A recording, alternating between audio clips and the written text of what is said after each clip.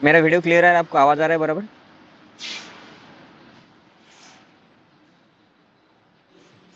Okay.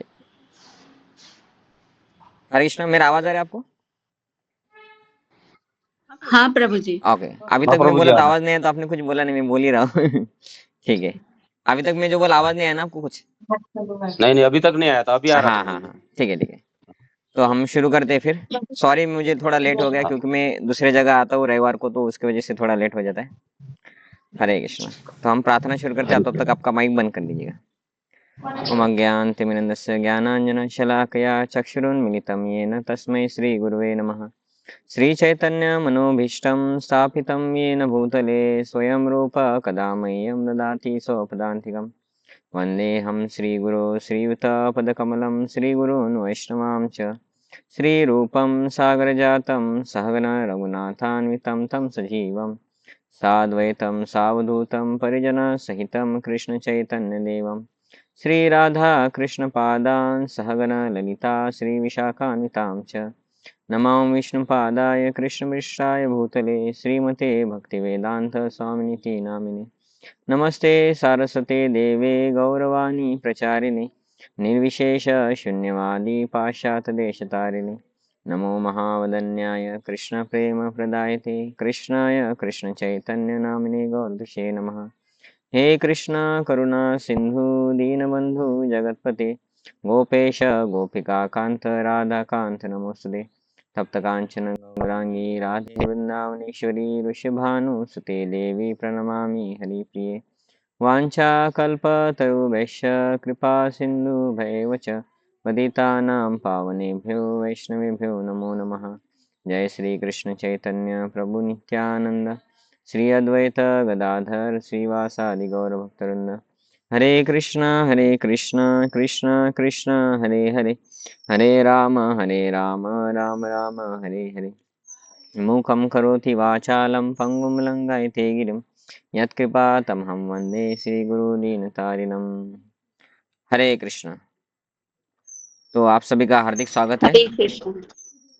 इस 10वें session में। अभी हमने 9 तक कंप्लीट कर लिया है। पिछला सेशन कुछ भक्तों ने अगर नहीं किया होगा तो उसी के लिए थोड़ा इन्फॉर्मेशन देता हूँ कि ये 9 तक जो सेशन था, ये इसको एक मॉड्यूल 1 बोलते हैं, मतलब पहला सत्र ऐसा समझ सकते हैं। तो इसके बाद सर्टिफिकेट देते जो नए लोग रहते, लेकिन आप सभी मैक्सिमम नए भक्त नहीं हैं। आप सभी 2 माला 3 माला से ज़्यादा ही करते, 16 माला वाला है जो सब सब मैक्सिमम भक्त 16 माला वाले हैं, तो इसलिए वो सर्टिफिकेट हम नहीं देंगे। लेकिन ये मॉड्यूल 1 हमारा समाप्त हो चुका है। अभी जो हमने पीडीएफ भेजा था ये 10 से 19 तक का है, मतलब ये दूसरा मॉड्यूल है। मतलब अलग अलग पार्ट्स किए हैं भक्ति वृक्ष मॉड्यूल, एक साथ 64 या 54 सप्ताह एक साथ ना देखिए, उसको डिवाइड कर किया है कि आपने मॉड्यूल 1 कंप्लीट किया फिर सेकंड किया, ऐसा उसको बताने के लिए। तो अभी हम मॉड्यूल 2 शुरू कर रहे हैं। ये 10वां सप्ताह है। आशा करता हूँ आप सभी ने उसका प्रिंट आउट लेके रखे होंगे, और आपको रखना ही है प्रिंट आउट। मैं ये दिखाता हूँ इधर, लेकिन ये इसलिए दिखाता हूँ ताकि ये जो क्लास है उसको मैं क्या बोलते हैं उसको, रिकॉर्डिंग करता हूँ।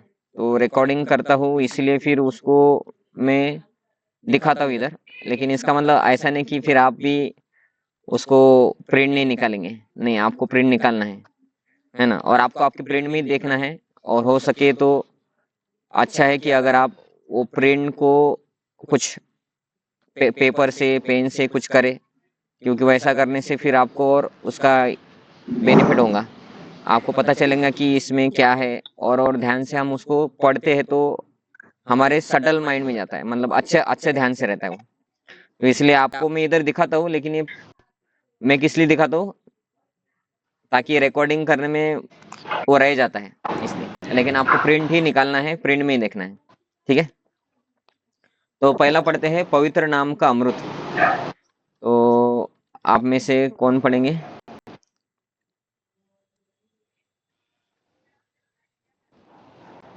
ठीक है, शिवम ताड़े प्रभु पढ़िए। आपका माइक ऑफ है। हाँ हरे कृष्णा। हाँ। सतयुग स्वर्ण युग में योग प्रणाली में भगवान विष्णु के ऊपर ध्यान करने को बताया गया था। त्रेता युग में योग की साधना यज्ञ के माध्यम से बताई गई। अगले द्वापर युग में मंदिर पूजा करके लोग पूर्णता प्राप्त करते थे। आज के इस वर्तमान युग को कलयुग कहा जाता है। कलयुग का मतलब है लड़ाई झगड़ा और विरोधाभास। कोई भी किसी दूसरे से सहमत नहीं है। हर किसी का अपना विचार और सिद्धांत है। अगर मैं तुमसे सहमत नहीं हूँ तो तुम मुझसे लड़ाई करते हो। यह कलयुग का लक्षण है। अतः भगवान का पवित्र नाम ही जब ही इस युग के लिए उपयुक्त बताया गया है। कोई भी आत्म साक्षात्कार की पूर्णता जो कि योग प्रणाली के द्वारा सतयुग में यज्ञ करके, त्रेता युग में मंदिर पूजा करके, द्वापर युग में मिलती थी, वह सारी पूर्णता कलयुग में सिर्फ हरिनाम संकीर्तन से आसानी से प्राप्त की जा सकती है। हरि का अर्थ है भगवान और कीर्तन का अर्थ है उनकी प्रशंसा करना। तो अभी अभी कौन सा एक चालू है? सत्य एक चालू है क्या? कौन सा एक चालू है अभी? नहीं, त्रेता त्रेता एक चालू है, कलयुग चले। कलयुग चालू है, बराबर है। और अभी कलयुग का, चले सर। हाँ, और ये जो इधर उन्होंने इधर बताया है अभी कि सत्ययुग में ये होता था, कलयुग द्वापर युग में ये होता था, त्रेता युग में ये होता था। ये एक श्लोक ही है। वो श्लोक इस प्रकार से है, कृतय ध्यायतु विष्णु त्रेतायाम येतुमख है, द्वापरे परिचर्याम कलौ तद्धरि कीर्तनात्। इसका अर्थ जो अभी हमने पढ़ा है वो है कि सत्ययुग में भगवान को प्राप्त करने के लिए लोग तपस्या करते थे। सत्ययुग में 1,00,000 साल जीते थे लोग। सत्ययुग मतलब 10 मतलब 1 के ऊपर 5 शून्य उतना लाइफ था। तो 1,00,000 जब लाइफ जीते थे उसमें से 10,000 साल तक, 5,000 साल तक ऐसा वो तपस्या करते थे। उसके बाद शुरू हुआ त्रेता युग। त्रेता युग में, सत्ययुग में 1,00,000, उसका एक शून्य कम कर दीजिए, वो त्रेता युग का आयुष्य मतलब 10,000। तो त्रेता युग में 10,000 साल जीते थे। लेकिन त्रेता युग में क्या करते थे? तपस्या नहीं करते थे। सत्ययुग में तपस्या करते थे, हिमालय में जाते थे, एक पाँव पे खड़े रहते थे।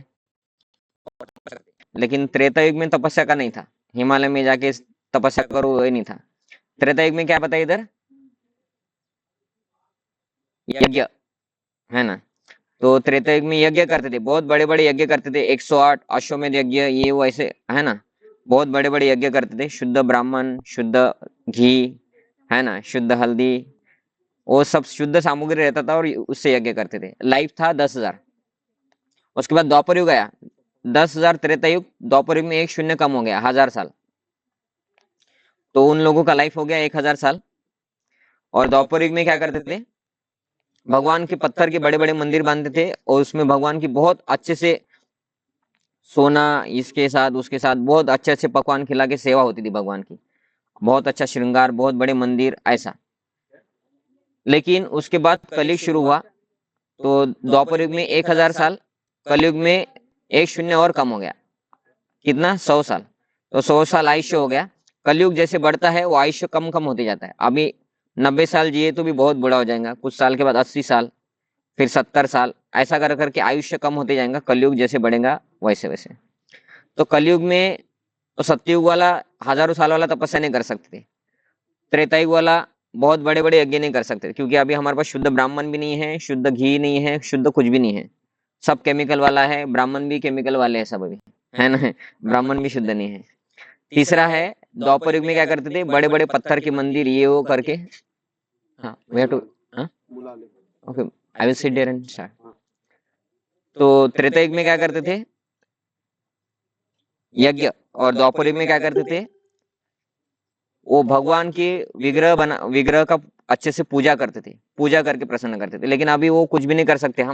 हमको बोले कि रोज मंदिर में आओ, बहुत बड़ा पूजा करेंगे, आप बैठो इधर 2 घंटे 3 घंटे, तो हमारा होगा नहीं। तो अभी कलयुग के लिए क्या है? कलौता धरी कीर्तनाथ। इसलिए कलयुग में, सत्ययुग में तो तपस्या करके, है ना, त्रेता युग में जो बड़े बड़े यज्ञ करके और द्वापर युग में जो बड़े बड़े मंदिर बांध के भगवान की पूजा करके भगवान प्राप्त होते हैं, कलयुग में बस हरिनाम करके प्राप्त होते हैं। क्योंकि कलयुग में लोग जो सत्ययुग त्रेता युग द्वापर युग का है वो कर ही नहीं सकते। इतना ही क्या, कलयुग में बोलो हरिनाम करो तो लोग बोलेंगे क्यों हरिनाम करना है, हमको भगवान की जरूरत ही नहीं है है ना। तो कलयुग में लोग हर इतना सिंपल करने के बाद भी हरिनाम भी नहीं करेंगे। क्यों? युग का नाम ही है कलयुग, कलह युग। कलह मतलब झगड़ा, है ना? तो इसमें क्या है, झगड़ा ही करेंगे। अच्छा भी बताओ तो भी बोलेंगे नहीं ये ऐसा क्यों बता रहे, हमको अच्छा क्यों बता रहे, बुरा बताओ, दारू पिया करो, ये करो, वो बताया करो, अच्छा मत बताओ, है ना? तो मेरा मत है कि ये सब करने की जरूरत नहीं है, इसलिए हमको अच्छा मत बताओ, जो है वैसा ही चलने दो। तो लेकिन पवित्र नाम का जप ये कलयुग के लिए क्यों दिया है? क्योंकि इधर लोगों का बुद्धि भी कम है, समझ भी कम है, आयुष्य भी कम है। अभी उनको सबसे सरल मार्ग ही देना पड़ेगा, तो वो है हरि नाम। और सरल है तो फिर भगवान नहीं प्राप्त होंगे ऐसा नहीं है। सतयुग में, त्रेता युग में, द्वापर युग में जैसे भगवान प्राप्त होते थे उनका प्रोसेस करके वैसा हरि नाम करके कलयुग के लोगों को प्राप्त होता है। और देखा है तुकाराम महाराज ने दिखा है, वो हरि नाम किए थे, वो तपस्या नहीं किए, है ना? वो बहुत बड़े यज्ञ नहीं किए, उन्होंने बहुत बड़े मंदिर नहीं बांधे, उन्होंने बस हरि नाम किया था तुकाराम महाराज ने। और कलयुग में आज से 1000 साल पहले सबके सामने वैकुंठ यान आया और उनको सबके सामने more than 1000 people are witness, उन्होंने देखा कि भगवान उनको अपने धाम पे लेके चल गए। हाँ, तो इसलिए कलयुग में बस हरि नाम ही काम करता है। इसलिए हरि नाम मतलब, हरि मतलब भगवान, और हरि नाम करना मतलब भगवान की प्रशंसा करना। ठीक है, तो नेक्स्ट पढ़ते हैं। आप पढ़िए, मैं तब तक थोड़ा वीडियो ऑफ करता हूँ क्योंकि मुझे दूसरी जगह पे शिफ्ट होना पड़ेगा। इधर कुछ स्टूडेंट है, उनको भी ये क्लास सेम हम कंटिन्यू कर रहे हैं। तो आप में से एक जन पढ़िए इसको अभी। ठीक है, कौन पढ़ेंगे? ठीक है, प्रणाली माता जी पढ़ेंगे। आप पढ़िए, मैं माइक और वीडियो ऑफ करता हूँ, लेकिन आप पढ़िए। हाँ प्रभु जी, यही पढ़ना है ना सत्संग 15 मिनट वाला? सबका हाँ अटेंशन चल रहा है, हाँ हाँ, सभ्यता नहीं नहीं, नहीं है ना? सत्संग, ये सभ्यता, आध्यात्मिक उन्नति, हाँ, अभी हमने जब जो सभी पढ़ा ना। को देखिए मेरा स्क्रीन भी दिख रहा है आपको, नहीं, मैं 2 मिनट में मेरा देखती स्क्रीन हूँ। दिख रहा है आपको? हाँ, आध्यात्मिक उन्नति, जी प्रभु जी। हाँ, तो यहाँ पे सभ्यता और इतना अध्यात्म। बड़े इसमें शो नहीं है। नहीं नहीं नहीं, आपको आपको प्रिंट में देखना है। सप्ताह 10 के ठीक है तो, हाँ हाँ, वही आपके पास प्रिंट है? देखती हूँ बस। प्रिंट वो ठीक है, अभी प्रभु जी ने भेजा है तो मैं मोबाइल नहीं में नहीं नहीं देख नहीं, रही मोबाइल हूँ। पे मत देखिए, तो जिनके पास प्रिंट है उनको पढ़ने दीजिए, तो वो बराबर होता है। ओके ओके ओके, हाँ हाँ, आप म्यूट जी कर प्रभु। लीजिए, हैंड डाउन कर लीजिए। कौन पढ़ेंगे? किरण माता जी आप पढ़ेंगे?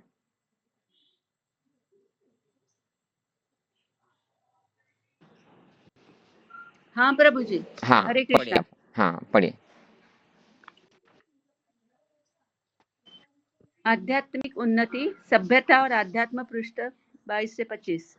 श्रील प्रभुपाद, धर्म की वैदिक प्रणाली के बारे में हम वर्णन कर रहे हैं कि कृष्ण के द्वारा उत्पन्न वर्णाश्रम वर्तमान समय में जन्म से उत्पन्न जाति भेद से लोगों को भ्रमित करने के लिए नहीं है, बल्कि सामाजिक भेद मिटाने के लिए है। कृष्ण ने कहा है, चातुर्वर्णे मया सृष्टम गुण कर्म विभागशः।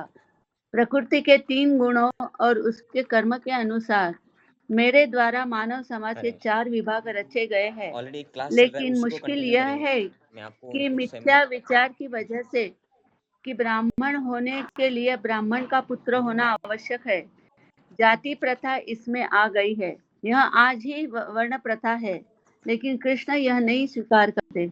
उनके अनुसार कार्य और गुण के अनुसार जाति विभाजन है।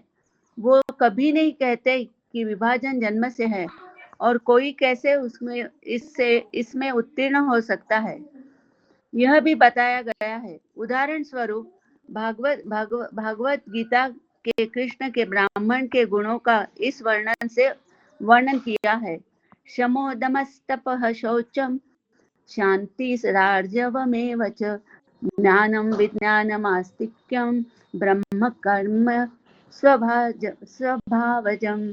शांति प्रियता, आत्म संयम, तपस्या, पवित्रता, सहिष्णुता, सत्यनिष्ठा, ज्ञान विज्ञान तथा धार्मिकता, यह सारे ब्राह्मणों के गुण हैं। अतः जो लोग ब्राह्मण बनना चाहते हैं उन्हें यह सारे गुणों को अपनाने के लिए शिक्षित करना चाहिए। निश्चित रूप से त्रुटिपूर्ण वर्ण व्यवस्था को समाप्त करना चाहिए और लोगों को सही रूप से ब्राह्मण और क्षत्रिय बनाने के लिए शिक्षा केंद्र खोले जाने चाहिए। हमारे विचार से आप जहाँ कभी भी जाओ, आपको प्रथम श्रेणी के लोग मिलेंगे जो कि सत्यवादी है। अब आप जहाँ कहीं भी सत्यनिष्ठ व्यक्ति देखे उसे ब्राह्मण कह सकते हैं और उसे समाज की सेवा के लिए गुरु या सलाहकार बनाने के लिए शिक्षित कर सकते हैं। यह आवश्यक है। ऐसा क्यों अनुमान लगाए कि यह एक सत्यवादी व्यक्ति या ब्राह्मण का पुत्र है तो यह सत्यनिष्ठ होगा। यह एक गलत धारणा है। हमें सत्यवादी व्यक्ति को सारे संसार में ढूंढना और उसे ब्राह्मण की तरह शिक्षित करना होगा और वही हम कर रहे हैं। अगर आप इन सिद्धांतों का पालन करें, अनैतिक काम, जुआ, नशा और मांसाहारी होना छोड़ दे तो आप भी ब्राह्मण हैं। आप आगे आकर प्रशिक्षण प्राप्त करिए। किसी व्यक्ति का पिता शराबी, जुआरी या मांसाहारी फिर भी अगर वह सत्यवादी है और वो एक ब्राह्मण की आचार संहिता का पालन करने को तैयार है तो ठीक है, उसका स्वागत है। ऐसा करने से सामाजिक व्यवस्था ठीक होंगी और उससे सारा समाज सुचारू रूप से कार्य करेगा। सामाजिक ढांचे को पूर्ण होने के लिए मस्तिष्क, भुजाएं, पेट और पैर होने चाहिए। यदि दिमाग नहीं है तो इन हाथ, पैर और पेट का क्या लाभ? यह सब मृत है।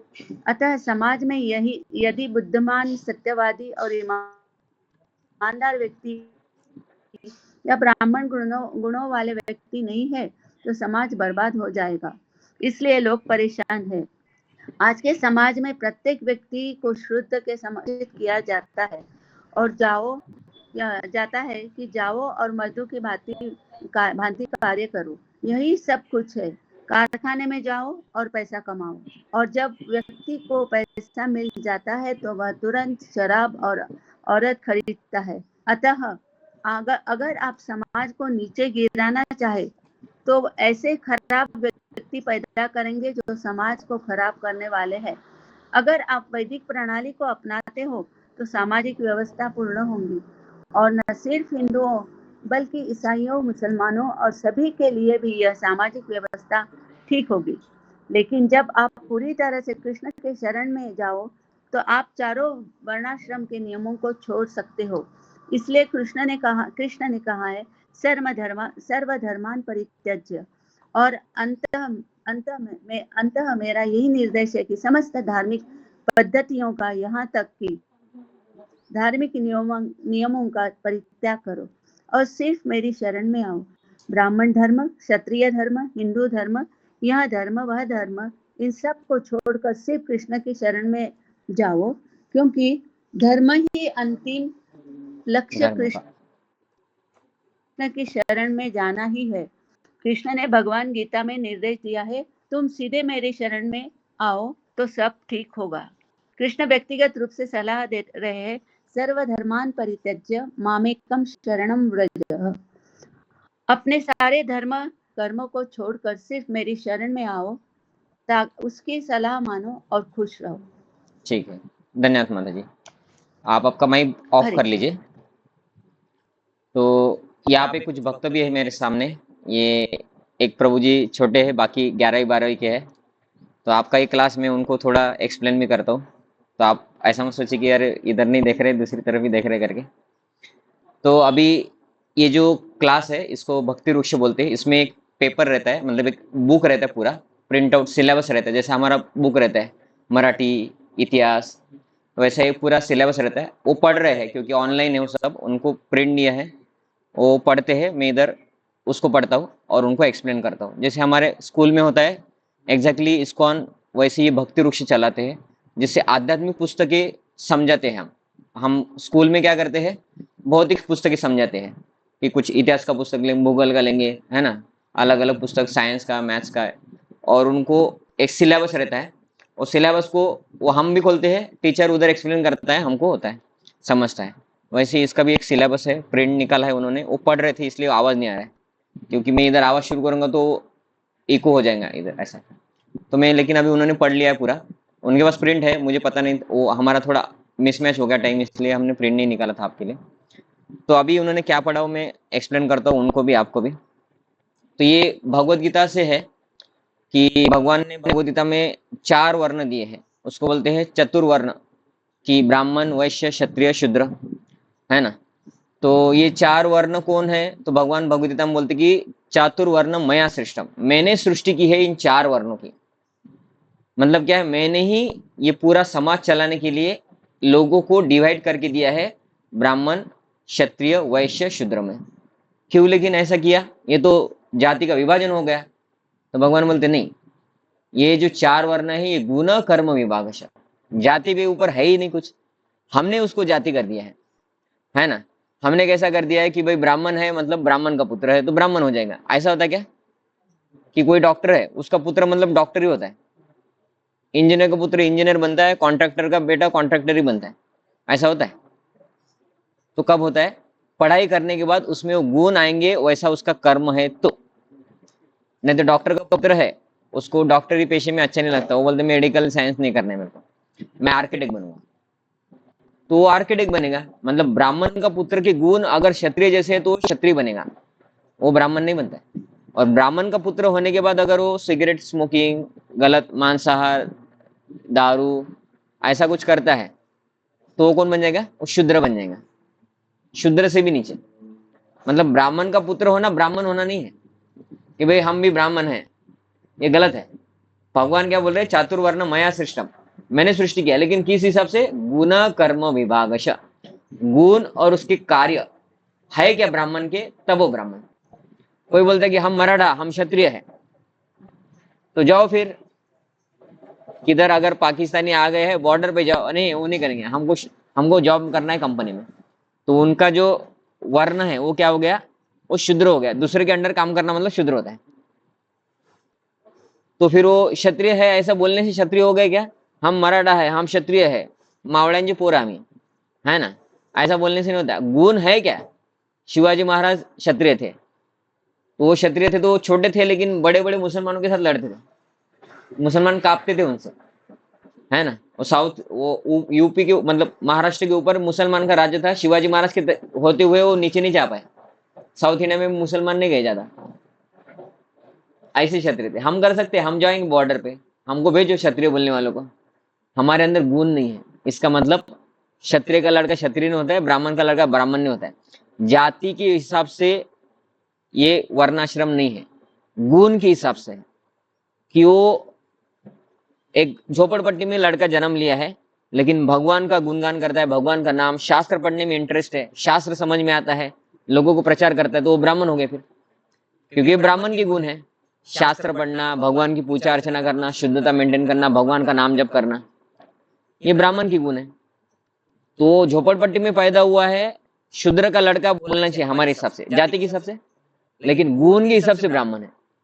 और पहले देखा भी जाता है कि जितना आपने अगर ये पढ़ा होगा, महाभारत सुना आपने, महाभारत में से कुछ देखा होगा आपने टीवी पे, पढ़ा नहीं होगा तो ऐसा नहीं रहता था कि तुम ये हो इसलिए तुमको पढ़ाऊंगा नहीं, ऐसा होता क्या?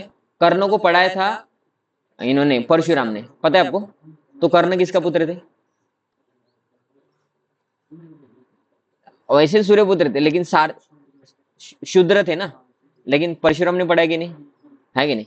लेकिन उसने झूठ बोला था, तो उसने जब उसको, परशुराम एक बार सो रहे थे ऐसे, तो कर्ण बोला मेरे जांघा पे सो जाइए आप, तो ऐसे ये मांडी रहता है ना, मांडी के ऊपर परशुराम जी सर रख के सो गए, और एक भृंग रहता है, भृंग मतलब मधमाशी, है ना, वो आई और कर्ण को इधर डस रही थी। अभी कर्ण ऐसा कुछ करे तो ये हिल जाएगा, गुरु का नींद भंग हो जाएगा। वो क्षत्रिय था, क्षत्रिय मतलब भाले भी मारो, ये बाण भी लगा है तो भी वो निकालेंगे और युद्ध करेंगे, इतना सहनशीलता है। मधमाशी, मधुमक्खी, मधुमक्खी, मधुमक्खी मतलब हनी बी, है ना, हनी बी काट रही थी, हम तो ऐसा करेंगे तुरंत उठ जाएंगे, ऐसा ऐसा करेंगे, तो गुरु ये हो जाएंगे। वो क्षत्रिय था लेकिन गुरु को बोला था मैं ब्राह्मण हूं, लेकिन ये क्षत्रिय था और ये मधुमक्खी उसको काटी तो उसका खून गुरु को, शरीर को लगा तो थोड़ा लगा, ये क्या लगा, उसके गुरु उठ गए, देखा तो अरे मधुमक्खी तुमको काट रही, तुमने हिले भी नहीं अभी तक, तुम ब्राह्मण नहीं हो सकते, क्योंकि ब्राह्मण इतना सहन नहीं कर सकता, क्षत्रिय सहन कर लेगा। तो गुरु को भी झूठ बोला था, फिर बाद में उनको बोला था कि तुम्हारा विद्या काम नहीं आएंगी, तुम ऐसा करके वो हुआ था। लेकिन एग्जैक्टली वो गुण है तभी शिक्षा देते थे, इसका मतलब वो कैटेगरी देख के नहीं देते थे। लेकिन ये फिर मैक्यूले, ये ब्रिटिश लोग आए, उन्होंने ये सब हमारे धर्म के बारे में हमको गलत गलत बताया कि ये तुम्हारे धर्म में गलत है, जातिवाद है, ये वो है वो है। हम देखो, हम सबको इंग्लिश सिखाएंगे अभी और सबको सेम लेवल पे जॉब देंगे, मतलब हाँ, तुम हमारा गुलाम बनो। और ये धर्म वर्म मत पढ़ो, ये सब नकली है कि किसी का सर काट देंगे, उसको हाथी का सिर लगाएंगे, गणपति बोलेंगे। ऐसा किधर होता है क्या? बोले अभी काट के दिखाओ। मतलब तुम्हारे शास्त्रों में सब गलत दिया है, ये जातिवाद दिया है, इसलिए शास्त्रों को फॉलो मत करो। ऐसा बोल बोल के शास्त्र बंद कर दिए इंग्लैंड के लोगों ने, ब्रिटिशर्स ने। लेकिन हमारे शास्त्र शुद्ध थे, उसमें कुछ भी नहीं था ऐसा। इन लोगों ने उसको भ्रष्ट कर दिया है, कुछ गलत बता बता के हमको भी वैसे ही भी धारणा हो गया था। तो ये चातुर्वर्ण मया सिस्टम, भगवान क्या बोल रहे हैं, ये गुण के हिसाब से, जाति के हिसाब से नहीं है। उनका गुण अगर क्षत्रिय का लड़का है लेकिन ब्राह्मण गुण है तो वो ब्राह्मण है ना। अभी हम भी इस्कॉन में आप अगर देखेंगे तो अभी हम भगवान की पूजा करते हैं, हमको ब्राह्मण दीक्षा देते हैं। तो ब्राह्मण दीक्षा मतलब ये जनेऊ पहनते हैं, इसका अर्थ हम ब्राह्मण कुल से इसलिए जनेऊ दिया, ऐसा नहीं है। हमको ट्रेनिंग दिया जाता है, जो उसमें ट्रेनिंग को आगे करके वो फॉलो करता है उनको ब्राह्मण दीक्षा मिलता है। फिर वो अमेरिकन होगा तो भी चलेगा, अमेरिकन, साउथ अफ्रीकन, गुण के हिसाब से। ब्राह्मण गुण है क्या तो ब्राह्मण, तो इसका मतलब ये गुण के हिसाब से है। हाँ हाँ, हरी बोल। हमारे इधर एक प्रभु जी है, आपका एज कितना है? 11 ईयर है। वो प्रभु जी बोल रहे मैं भी जनेऊ पहनता हूँ। ओके, आप भी पहनते हैं। तो इसका मतलब क्या है, ये गुण के हिसाब से होता है। तो हमारा शास्त्र में गलत नहीं है, भगवान ने जो दिया सिस्टम वो गलत नहीं है। गुण के हिसाब से हम झोपड़पट्टी का लड़का डॉक्टर बन जाए तो हम बोलते क्या, नहीं ये झोपड़पट्टी का है, ये शूद्र है, हम इसके बाद डॉक्टर नहीं, ये डॉक्टर नहीं हो सकता, ऐसा बोलते क्या? ये SC कास्ट का ये टीचर कैसे बन गया, ये सिखा नहीं सकता शास्त्र हमको, ऐसा बोलते हम? वो क्या है, गुण के हिसाब से बने। उनको पढ़ाते आता है, वो टीचर बन गए। टीचिंग इज ब्राह्मणिकल कल्चर, दूसरों को सिखाना। अभी वो शास्त्र नहीं सिखा रहे लेकिन वो गुरु बन गए ना, मतलब वो ब्राह्मणिकल नेचर है, उनका गुण है, वैसा कर्म है, इसलिए उनको टीचर बनाया। तो अभी उधर हम बोलेंगे क्या कि नहीं ये शूद्र है, ऐसा बोलते क्या? नहीं, वो इंजीनियर भी बनता है, वही शूद्र डॉक्टर भी बनता है और भी कुछ बनता है, मतलब गुण के हिसाब से चलता है। सेम वैसे हमारा शास्त्र के हिसाब से चलता था सब। कि भागवतम में वर्णन आता है, भगवान ऋषभदेव जो थे, उनके पिताजी के नाम थे नहीं, वो ऋषभदेव जो थे उनके 100 पुत्र थे। तो 100 पुत्र में से 81 क्षत्रिय बने। अभी ये क्षत्रिय थे लेकिन उनके 81 क्षत्रिय बने, 9 ब्राह्मण बने, 9 सन्यासी बने और फिर बाकी बचे हुए ब्राह्मण बने। मतलब क्षत्रिय के ही लड़के कुछ सन्यासी बने, कुछ ब्राह्मण बने, कुछ क्षत्रिय बने। मतलब हमारे शास्त्र में किधर भी ऐसा नहीं कि ब्राह्मण का पुत्र ब्राह्मण ही होता है, किधर भी नहीं है। लेकिन हमको गलत सिखाया लोगों ने, और हमारे लोग भी ऐसा बोलते कि हम ब्राह्मण के पुत्र है तो हम ब्राह्मण है, वो शूद्र है। और ब्राह्मण का पुत्र भी गलत कर सकता है, करता है कि नहीं करता है? और क्षत्रिय का पुत्र अच्छा करता है ब्राह्मण से, करता है कि नहीं करता है? क्षत्रिय के पुत्र को ज्यादा परसेंटेज आते, बराबर है, और ब्राह्मण के पुत्र को कम परसेंटेज आते। तो फिर अभी कौन पढ़ाई लिखाई में आगे है? तो मतलब वो क्षत्रिय नहीं है, फिर वो ब्राह्मण हो गया, गुण। तो हमारे शास्त्र में कभी गलत नहीं होता है, हमारा अंडरस्टैंडिंग अलग है, गलत, और हम उसको बोलते कि नहीं यही बराबर है, मेरे को समझा यही बराबर है, हम क्षत्रिय है तो हमारे पुत्र क्षत्रिय बनेंगे। अरे नहीं, तुम्हारे पुत्र क्षत्रिय नहीं है, शूद्र हो गए। अभी मैक्सिमम कलयुग के लिए बोला है शास्त्रों में, कलौ शूद्र संभव। क्योंकि शूद्र मतलब क्या है, दूसरे के अंडर काम करेंगे, हमको सैलरी दे दो ना, हम आपका काम करेंगे, हमको सैलरी देना है ना, सैलरी दे दो, सैलरी दे दो। ये क्षत्रिय का काम है क्या? नहीं है। क्षत्रिय क्या करता है, देश की रक्षा करेंगे, समाज में व्यवस्था बनाएंगे, एडमिनिस्ट्रेशन एंड प्रोडक्शन। वैश्य क्या करते हैं, कृषि गोरक्षा वाणिज्य, मतलब खेती करेंगे, गोरक्षा मतलब गाय बैल का रक्षा करेंगे, और गाय का प्रोडक्ट और खेती कर रहे उसका प्रोडक्ट मतलब धान्य, फल, वेजिटेबल्स उसको, और गो प्रोडक्ट से जो आता है दूध, दही, पनीर जो भी है उसका ट्रेडिंग करेंगे, उसको बोलते वाणिज्य, कृषि गोरक्षा वाणिज्य।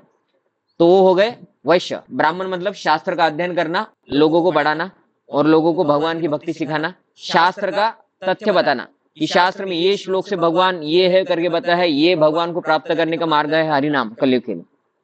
तो ये शास्त्र वर्ग के लोगों को बताना, ये ब्राह्मण हो गया। और शूद्र मतलब वो बोलते हमको शास्त्र पढ़ना नहीं आता और हमको इतना बुद्धि भी नहीं है, हम क्षत्रिय जैसा युद्ध भी नहीं कर सकते, है ना। और वैश्य जैसा खेती करेंगे, इतना बड़ा टेंशन कौन लेते बैठेगा, ये संभालो वो संभालो गाय को संभालो। हमको तुम बोलो ये इधर से कचरा उठाएंगे उधर डालेंगे, उधर कुछ जमीन को खोदना है, कुछ पेड़ लगाना है, थोड़ा बहुत ये वस्तु उठा के उधर रखना है, थोड़ा बहुत इधर उधर कुछ काम करना है, वो बोलो हम उतना कर देंगे, हमको सैलरी दे देना भाई। वो होते हैं क्षत्रिय शूद्र। तो अभी हम मैक्सिमम वही करते हैं ना कलयुग में। तो हम अभी कौन ब्राह्मण हुआ, कौन क्षत्रिय हुआ, कौन वैश्य हुआ, नहीं हुआ। मैक्सिमम हम शूद्र है, इसलिए शास्त्र बोलते कलो शूद्र संवाद।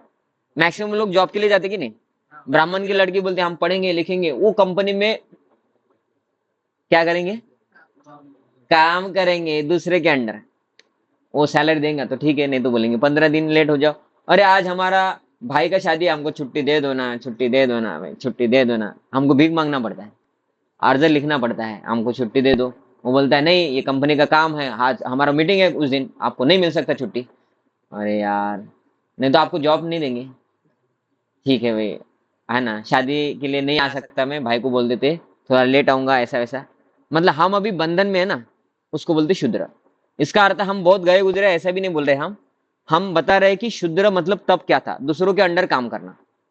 और हम अभी क्या करते हैं, खुद को ब्राह्मण बोलते हैं। तो ये मिसकंसेप्शन है ना हमारा, वो क्लियर कर रहे हैं।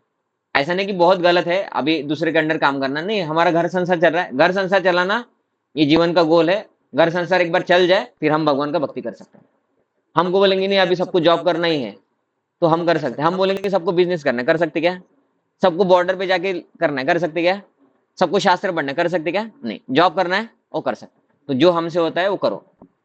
लेकिन ये किस लिए बता रहे कि शूद्र शास्त्र क्यों बोल रहा है, क्योंकि हमें गर्व ना हो जाए कि हम ब्राह्मण के पुत्र है तो ब्राह्मण हो गए।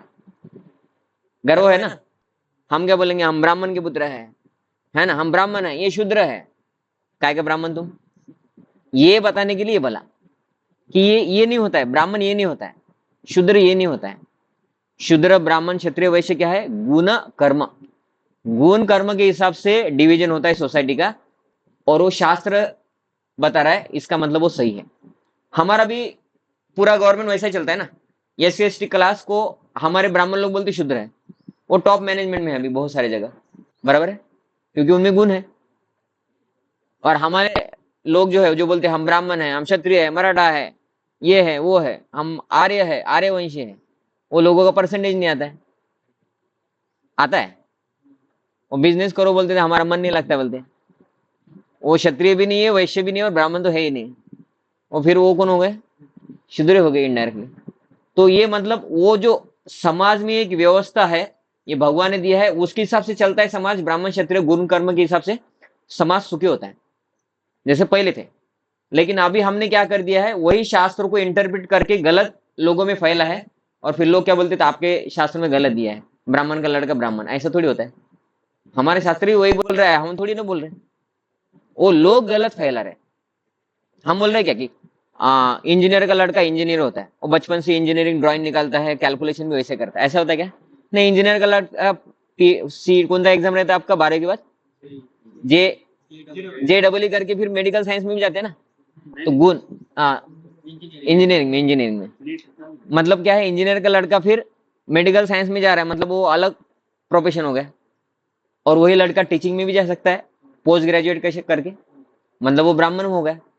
और वही इंजीनियर का लड़का शूद्र भी बन सकता है, वो बोलेंगे हमसे कुछ नहीं होगा, हम वो गाड़ी लगाएंगे बस पानी पूरी का, है ना, वो बोलेंगे उसको फिर और एडवांस करेंगे, ऑनलाइन पानी पूरी आएगा, पिज्जा से जाएगा, है ना, वो क्या बोलते हैं उसको, वो पिज्जा आता है उसको क्या बोलते हैं, जोमेटो से जाएंगे हमारा पानी पूरी, तो वो उसको एडवांस करेंगे। वो बोलेंगे हम इंजीनियर है तो हम दिमाग इधर ऐसा लगाएंगे, चपाती बनाने का मशीन बनाएंगे हम, है ना।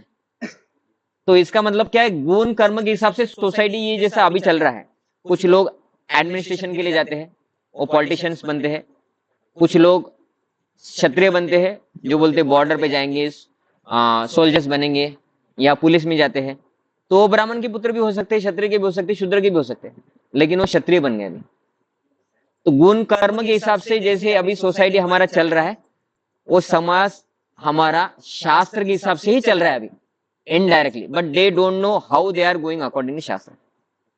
हमारा गुण कर्म के हिसाब से चलता है ना। हमको लाइकिंग है मेडिकल में तो हम मेडिकल पढ़ेंगे, हमको इंजीनियरिंग है तो इंजीनियरिंग पढ़ते हैं। हम बोलते ये दोनों नहीं चाहिए, हम जाएंगे पॉलिटिक्स में, वो फिर वैसा स्ट्रीम में जाते हैं और आगे जाके पॉलिटिशियंस बनते हैं, फिर आईएएस करेंगे, कोई आईएएस में जाता है, बराबर है ना। तो ये जो हमारा सिस्टम अभी चल रहा है गवर्नमेंट, कि हमारे लाइकिंग के हिसाब से हम स्ट्रीम सिलेक्ट करते हैं, उसका पढ़ाई करते हैं और वो आगे बढ़ के वही बनते हैं। कुछ लोग टीचर्स बनते हैं, हमारे हिसाब से वो ब्राह्मण हो गए, एग्जैक्टली शास्त्र नहीं पढ़ा रहे, वो शास्त्र पढ़ाता है वो ब्राह्मण होता है, लेकिन फिर भी teaching is brahmanical culture indirectly. कुछ लोग क्षत्रिय बनेंगे, जो पुलिस ज्वाइन करेंगे, ये करेंगे वो करेंगे, तो वो बन गए क्षत्रिय, क्योंकि समाज व्यवस्था झगड़ा हो जाए, है ना, गणपति का मेरुनुक है, देवी का मेरुनुक है, लोग झगड़ा ना करे तो राइफल वाइफल लेके उधर खड़े रहेंगे ताकि लोग समाज व्यवस्था अच्छी रहे। कुछ लोग बोलेंगे हमको ये सब नहीं होता है, हमारा दिमाग चलता है ट्रेडिंग में, है ना, 10 रुपए का चीज लेके 100 रुपए में बेच सकते हैं हम। वो कौन हो गए? वैश्य हो गए, व्यवसायिक। तो ब्राह्मण का लड़का भी बनता है, ट्रेडर्स बनता है ना, वो बोलेंगे हम दुकान डालेंगे, किसका?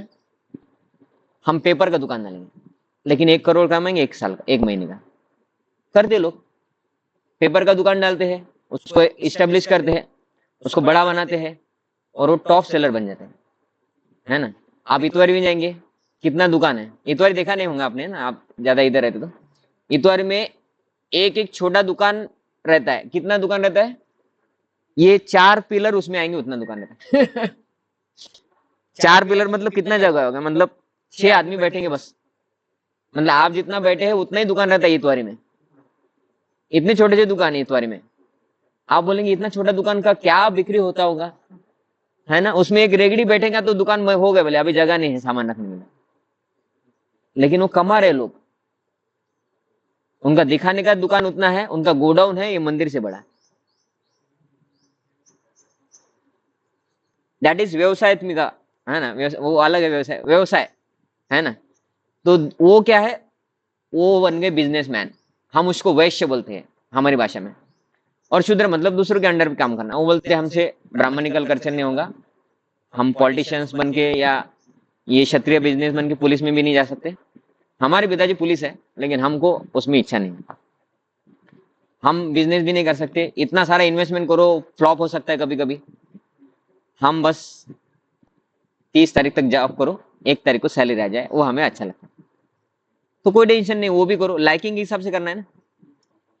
लेकिन ये समाज व्यवस्था शास्त्र के हिसाब से चल रहा है, समाज व्यवस्था अकॉर्डिंग टू अवर लाइकिंग, उसको बोलते हैं गुण कर्म विभाग। तो समाज व्यवस्था चल रहा है कि नहीं हमारा? भगवान ने वही सिस्टम दिया था कि ब्राह्मण का लड़का कोई ब्राह्मण नहीं बनता है, क्षत्रिय का लड़का भी क्षत्रिय नहीं बनता है ना। और ऐसा शास्त्रों में बहुत सारा दिया है अलग अलग जगह। एक तो मैंने ऋषभदेव का बताया, दूसरा आप पढ़ेंगे कि कर्ण सुत पुत्र, लेकिन उनको राज्य देके उनको युद्ध में भर्ती किया ना, किया ना, बराबर है। और परशुराम कौन थे? ब्राह्मण पुत्र, लेकिन वो क्षत्रिय को मारे, मतलब क्षत्रिय से पावरफुल। तो गुण कर्म विभाग, ये ब्राह्मण क्षत्रिय ये कंसेप्ट ही नहीं था हमारे शास्त्रों में कि गुण कर्म विभाग, गुण के हिसाब से ब्राह्मण क्षत्रिय डिसाइड होते थे। तो बराबर सिस्टम था कि नहीं? लेकिन अभी के लोग उसको क्या बोलते हैं, ब्राह्मण का लड़का ब्राह्मण, क्षत्रिय का लड़का क्षत्रिय। वो गलत हम बता रहे, उसका मतलब शास्त्र गलत है क्या? नहीं, ये बस उधर भगवान ने बताया। लेकिन ये सिस्टम बनाया क्यों भगवान ने? ये भगवान ने इसलिए बनाया कि अभी हमें अगर जॉब करना अच्छा लगता है तो जॉब करो, लेकिन भगवान का भक्ति करो। अभी भक्ति बराबर होगा ना? आपको लगता है बिजनेस करो तो बिजनेस करो, लेकिन भगवान का भक्ति करो, अभी भक्ति बराबर होगा? तो ये सब हमारे लाइकिंग के हिसाब से काम करो, उसको जाति प्रणाली नहीं बनती, उसको वर्णाश्रम बोलते हैं। लेकिन वो करने से वो व्यक्ति संतुष्ट था और उसका जो बचा हुआ टाइम है वो भगवान की सेवा में लगा के वो भक्ति में आगे बढ़े। ये वर्णाश्रम धर्म का उद्देश्य था, गोल ऑफ वर्णाश्रम धर्म, कि वो जिस स्तर में भी है, वो क्षत्रिय भी है, शूद्र भी है, दूसरों के अंडर काम करता है, लेकिन वो उसके प्रोफेशन में संतुष्ट है और उसको जो काम कर रहे हैं उसके वजह से उसका लाइफ बैलेंस है। अभी उसको बोलो माला करो, वो माला कर सकता है।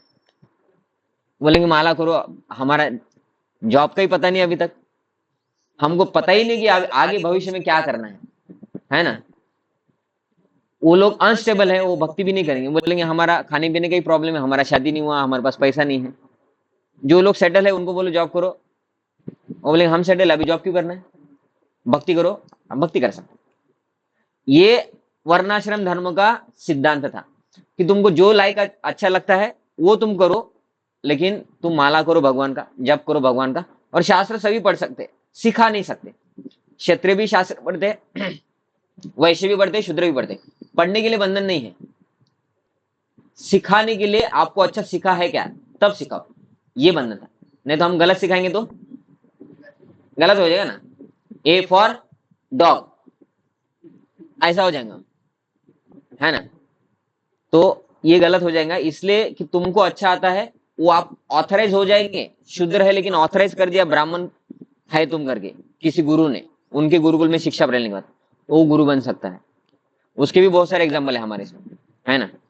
तो ये सब सिस्टम जो है वर्णाश्रम धर्म भगवान ने दिया है, और ये सब लोगों में अच्छे क्वालिटी बनाने के लिए दिया था। इसमें कभी भी गलत नहीं दिया है कि आप झूठ बोलो, ऐसा दिया है क्या कि क्षत्रिय झूठ बोल सकते हैं और ब्राह्मण नहीं बोल सकते, ऐसा है क्या? नहीं, किसी को नहीं बोलना है। मांस खा सकते, ऐसा है क्या? मांस ब्राह्मण नहीं खा सकते, बाकी तीन खा सकते, ऐसा किधर भी नहीं है ना। दारू, दारू सब लोग पी सकते क्योंकि धान्य से बनता है, फ्रूट से बनता है, एकादशी को भी दारू चलता है, ऐसा है क्या? नहीं, किधर भी नहीं चलता, है ना। तो ये जो वर्णाश्रम धर्म है, ये अपने अपने हिसाब से अपना अपना प्रोफेशन करो, बचा हुआ टाइम भगवान के लिए दो, भक्ति में प्रगति करो। लेकिन वो प्रोफेशन में भी आपको अच्छा व्यक्ति बनाता है, वो अच्छे से करेंगे तो। इसके हिसाब से वर्णाश्रम धर्म डिजाइन करके भगवान ने दिया था कि ब्राह्मण ब्राह्मण का कार्य करे, क्षत्रिय क्षत्रिय का कार्य करे, और जो वैश्य और शूद्र है वो उनका कार्य करे। लेकिन वो करते वक्त भक्ति करने के लिए सब रहते थे। कैसे भक्ति करते थे? ब्राह्मण आएंगे, वो आध्यात्म में सिखाएंगे, और बाकी तीनों क्लास क्षत्रिय वैश्य शूद्र वो बैठेंगे, ब्राह्मण का कथा सुनेंगे, वो भी पूजा करेंगे। पूजा मतलब वो डायरेक्ट अंदर नहीं जाएंगे, लेकिन बाहर से पूजा करेंगे, भगवान को प्रार्थना करेंगे, मस्तक सबको अलाउ है ना। ऐसा रहता क्या कि क्षत्रिय आ सकते हैं, ब्राह्मण नहीं आ सकते, या शूद्र नहीं आ सकते? ऐसा कुछ नहीं है। क्लास देने के लिए जिसको समझे वो क्लास दे, है ना। आपको पढ़ाना है फिजिक्स, तो मैं नहीं पढ़ा सकता? पढ़ा सकता हूँ मैं कि भाई हम बहुत पढ़े लिखे, प्रभु जी बहुत पढ़े लिखे हैं, तो प्रभु जी आपको फिजिक्स नहीं पढ़ा सकते। प्रभु जी को आता है तो ठीक है, लेकिन ऑथराइजेशन भी रखता है ना। और आपके टीचर आपको शास्त्र नहीं पढ़ा सकते, वो मैं पढ़ा सकता हूँ क्योंकि मेरा इसमें क्वालिफिकेशन है उसके हिसाब से। तो आपको ब्राह्मण अच्छे से शास्त्र पढ़ के पढ़ता है तो चलता है, लेकिन बाकी लोगों को समझ नहीं आता है, वो कुछ भी पढ़ेंगे, वो बोलेंगे हाँ शास्त्र में दिया है कि नॉनवेज खा सकते हैं, बस उस दिन रविवार होना चाहिए। मतलब क्या है, देवी देवता को छुट्टी रहते क्या रविवार को? भगवान सो जाते क्या? हम खाते दिखता नहीं भगवान को, ये गलत हो गया, है ना। तो ये नहीं होना चाहिए, इसलिए ब्राह्मणों को दिया था कि तुम पढ़ो शास्त्र बताओ, क्योंकि उनके लिए, ब्राह्मणों के लिए कुछ कर्म नहीं था, उनके लिए एक ही कर्म था, शास्त्र पढ़ो अच्छे से और उसका प्रचार करो। उनके लिए ना तो कृषि था, ना क्षत्रिय जैसा फाइट करना था देश की रक्षा के लिए, ना दूसरे के अंडर जाके सेवा करना था। उनका व्यवसाय ये था, शास्त्र पढ़ो, लोगों को बताओ, लोग डोनेशन देंगे, आपका घर गृहस्थी चल जाए। ऐसे सब लोग खुश थे, सबका हो जाता था। तो ब्राह्मण हेड रहते थे। हेड मतलब हमारा हेड रहता ना, ये डिसीजन मेकर है, इसलिए ब्राह्मण को हेड ऑफ द सोसाइटी बोलते हैं, कि वो शास्त्र पढ़ के शास्त्र के हिसाब से लोगों को बोलेंगे ये पाप है, ये पुण्य है, ये पाप करोगे तो आपको इसका रिजल्ट मिलेगा, ये पुण्य है, ये करेंगे तो इसका मिलेगा, लेकिन अच्छा मिलेगा। अभी हमारे पास तो टाइम ही नहीं है शास्त्र पढ़ना और समझना, इतना बुद्धि भी नहीं है, तो एक आदमी पढ़ के बताएंगे तो हमारा टाइम बच गया ना, है ना। आपको बोलूंगा कि 4 वेद है, वो इतना साइज होता है बुक्स का, 25-30 किलो का वेद होता है, वो आप पढ़ो और फाइनल कंक्लूजन लिखाओ कि आपको करना क्या है। सभी लोग अलग अलग डिसीजन लेके आएंगे, बराबर है। कोई बोलेगा कि ये मंत्र करना है, कोई बोलेगा वो मंत्र करना है, कोई बोलेगा ये नहीं करना है, वो देवी की पूजा करना है ना। ऐसा ही होता है ना, क्योंकि एक प्रॉपर व्यक्ति गुरु से नहीं सीखा है। हम पढ़ेंगे तो हम अलग अलग कंक्लूजन पे आ जाएंगे कि शास्त्र के हिसाब से गणपति बिठाओ और दारू वारू पी के गणपति को डुबा दो, हम भी डूब रहे, गणपति भी डूब जाए, हो गया शास्त्र। हमको यही समझा शास्त्र में, देवा हो देवा, तुम बड़े और तुम्हारे भक्तों बने, हम बड़े, बाकी सब छोटे। तो ये गलत सिद्धांत निकालेंगे हम शास्त्र पढ़ के, है ना। लेकिन कोई शास्त्र पढ़ेंगे तो बता सकता है ये गलत है, बता सकते कि नहीं? वो नहीं बता रहे इसलिए गलत कर रहे लोग। गणपति तो श्राप दे रहे होंगे, तुम सालो एक्सीडेंट में मर जाओ, बराबर है ना। दारू पी के मेरा नाम खराब कर रहे हैं ना, हम गणपति के फॉलोअर, दारू पीते हम गणपति के फॉलोअर, नाम खराब होगा ना। कोई बोलेगा कि अरे तू दारू पी रहा है, किसका बेटा है? मैं XYZ का बेटा, नाम किसका खराब हुआ? तो गणपति श्राप देते होंगे, देवी श्राप देती होंगी, क्योंकि शास्त्र के हिसाब से नहीं है ये सब। तो शास्त्र के हिसाब से नहीं है, इसलिए हमारे रिलीजन को बाकी के लोग कंडेम करते हैं। तुम्हारे शास्त्र में ऐसा होता है तुम्हारा, अरे हमारा देखो, है ना, होता है नहीं कि तुम्हारे लोग दारू पी के ये करते, तुम्हारे लोग ये करते, ये तुम्हारे शास्त्रों में दिया है, तू तुम्हारे शास्त्रों के ऊपर। हम भी बोलते हैं ये हमारे शास्त्रों में गलत दिया है, सच में गलत दिया है, हम पढ़े नहीं। और ब्राह्मण जो पढ़े हैं, जिनको अच्छे समझे, उनसे सीखे नहीं। तो फिर हमारा संस्कृति नष्ट होगा तो हमें बताने वाला कोई रहेगा क्या कि पाप क्या है पुण्य क्या है? और बताया नहीं इसका मतलब पाप नहीं लगता है, ऐसा होता है क्या? आपको पता नहीं था कि वो रोड में पानी था, आप गए 50 की स्पीड से, आप स्लिप हो गए, पड़ गए, लेकिन आपको पता नहीं है ना, तो आप गिरेंगे नहीं, ऐसा होता है क्या? तो पता होना चाहिए। इसलिए ये शास्त्र पढ़ाने के लिए ब्राह्मणों को दिया था कि भाई उनको दूसरा काम धंधा नहीं है, तुम शास्त्र पढ़ो अच्छे से, ऐसा।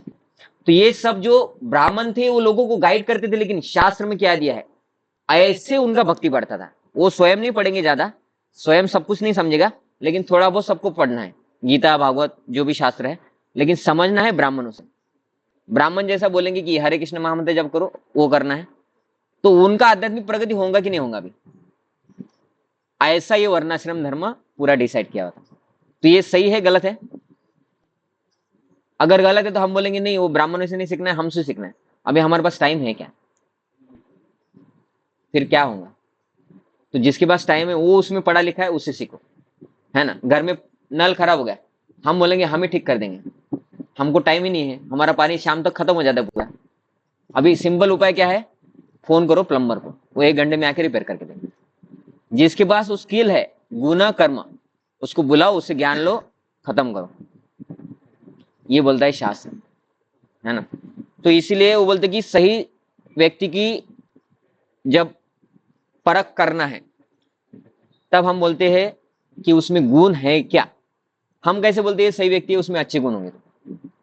आपका कंपनी है, समझे कि आप माइक्रोसॉफ्ट की जॉब है, ओनर है, और आपको जॉब देना है बाकी सबको, और बाकी सब लोग काम, आपको पता है उनके बैकग्राउंड कंपनी में जिधर थे आपके पास आ गए अभी कि ये लोग आलसी थे, है ना। अभी आप नहीं है, समझे कि इधर दूसरा सेट है, ठीक है, ये सब आपके कंपनी में अच्छे वाले लोगों को आपने सिलेक्ट करके रखा है। इधर के लोग जो है उनका बैकग्राउंड को आपने थोड़ा परख लिया है पहले से, इधर उधर फोन करके, ये व्यक्ति ये छोड़ के क्यों आया इधर माइक्रोसॉफ्ट में, उधर आलसी था, काम नहीं करता था, लेट आता था, कंपनी में फैसिलिटी देने के बाद भी अच्छा नहीं काम करता था, तो उसके कर्म खराब है और गुण भी खराब है, आप लेंगे उसको कंपनी में।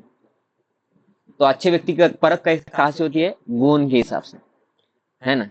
कि भाई वो आता था कंपनी में लेकिन थोड़ा चढ़ा हुआ था, नशा करके आता था, कंपनी में आता था झगड़ा करता था, है ना। कंपनी का जो सीक्रेट्स रहता है दूसरी कंपनी को देके उधर से 10 लाख रुपए लिया उसने पिछले कंपनी में, अभी आप जॉब देंगे? तो मतलब क्या है, अच्छे गुण होना चाहिए कि नहीं होना चाहिए? ये भौतिक जगत में भी काम करता है। तो ये शास्त्र उसके हिसाब से बनाया था कि ब्राह्मण आपको बोलेंगे कि ये सही है, इसके हिसाब से जियो, सत्य बोलो, प्राणियों को मत मारो, दूसरे को मत मारो, झगड़ा मत करो, ये मत करो, वो मत करो, सहनशीलता बनो।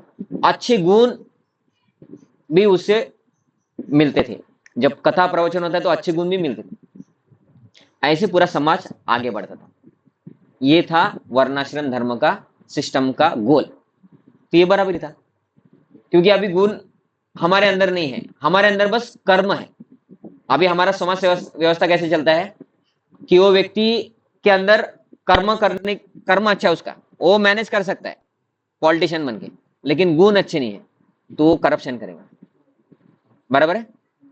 गुण अच्छे नहीं है तो वो स्मगलिंग करेगा, हीरो है फिर भी, और हथियार स्मगल करेगा अपने ही देश में आतंकवाद फैलाने के लिए, बराबर है। या हीरो हो गया मतलब गुण अच्छे ही है कि एक हीरो है कोई वो बॉर्डर पे जा रहा है, सोल्जर को मार रहा है, ये वो, मतलब वो अच्छा ही है। नहीं, वो स्मगलिंग कर सकता है हथियार का आतंकवाद फैलाने के लिए हमारे देश में। मतलब कर्म से भी नहीं होता है पूरा। हमारा समाज व्यवस्था कर्म के हिसाब से चलता है, लेकिन उसमें गुण, ये समाज व्यवस्था डाल के गुण लाना इंपॉर्टेंट है। नहीं तो फिर सब जगह करप्शन है ना, पुलिस होंगे लेकिन वही गलत कार्य करेंगे। मतलब क्षत्रिय भी कर्म के हिसाब से गुण नहीं है, लेकिन उनमें पूरा गुण नहीं है, वो भी गलत कार्य कर रहे हैं। उनको पता है कि आज रात को वृंदावन सिटी में चोरी होने वाला है, क्योंकि चोर ने पहले ही बोल दिया था इधर हम कुछ करेंगे, आज रात को इधर आने का ही नहीं, फोन ही नहीं उठाने का आपके इधर आने का, है ना। किधर क्या होने वाला है बहुत बार पुलिस को पता भी रहता है, ऐसा भी होता है, बहुत बार ऐसा भी होता है ना। तो ये सब क्या हो रहा है, एक रियल इंसिडेंट बता दो। ये जो कोरोना आया था ये प्लानिंग था। 2019 में ही इतने सारे मास्क प्रोड्यूस करके रखे थे, मास्क सैनिटाइजर, और उसका बहुत सारा बिक्री हो गया था, क्योंकि आगे के युग में मतलब 2020 में कोरोना फैलाना था उनको। ये पूरा प्लान था। ये लोग इतना टैलेंटेड हो कि ये सब कर रहे हैं। तो कर्म आ गया, लेकिन गुण अच्छा है क्या? नहीं, लोगों को फंसा के पैसे कमाना है ना। तो इसीलिए ये वर्णाश्रम धर्म क्या है, लोगों को गुण भी दो, अच्छा शास्त्र का ज्ञान देके लोगों को अच्छा व्यक्ति बनाओ। हमारा समाज व्यवस्था में फॉल्ट है, जो अभी भौतिक समाज व्यवस्था है उसमें गुण के ऊपर नहीं विचार किया जाता है। गवर्नमेंट खुद बोलती है कि कोरोना में सबसे पहले दारू की दुकान खोलेंगे, बराबर है, क्योंकि उससे टैक्स आता है ना। तो लेकिन गुण के हिसाब से हम खोलेंगे ही नहीं, बराबर है ना। लेकिन ये सब जब पता कब पता चलेगा, जब शास्त्र को पढ़ेंगे, समाज समय व्यवस्था शास्त्र के हिसाब से चलेगा, तब लोगों को पता चलेगा कि सही क्या गलत क्या, और उसी के हिसाब से सब कुछ चलेगा। नॉनवेज पूरा बैन हो जाएगा, है ना, स्मगलिंग पूरा बैन हो जाएगा। ऐसा नहीं कि विमल की दुकान बंद हो गई लेकिन इधर उधर लोग बांटते ही है। बस पहले 3 रुपए का मिलता था, अभी 10 रुपए का एक मिलता है। तंबाकू खाओ लेकिन आपको ये हो जाएगा, कैंसर होगा, ये बोलने से नहीं होगा। लोगों को ऐसा बनाओ कि वो माला करके बोलेंगे कि ये गलत है, हम करेंगे नहीं करेंगे। ये हो गया गुण डेवलप करना। ये बराबर है कि नहीं? उन लोगों के अंदर ही इतना इंद्रिय कंट्रोल बना दो कि वो गलत व्यवहार करेंगे ही नहीं। उनको बोलेंगे कि मैं आपको 10 लाख रुपए दूंगा, ये इधर हाँ बॉम्ब फोड़ने वाले हैं, इसका तुमको पता चला किसी को बताना मत। आप बोलेंगे 20 लाख रुपए दो, ठीक है 20 लाख ले लो। ये हो गया गलत गुण। सही गुण क्या है? मना करेंगे, ये करने का ही नहीं, मैं पुलिस को बता दूंगा, है ना।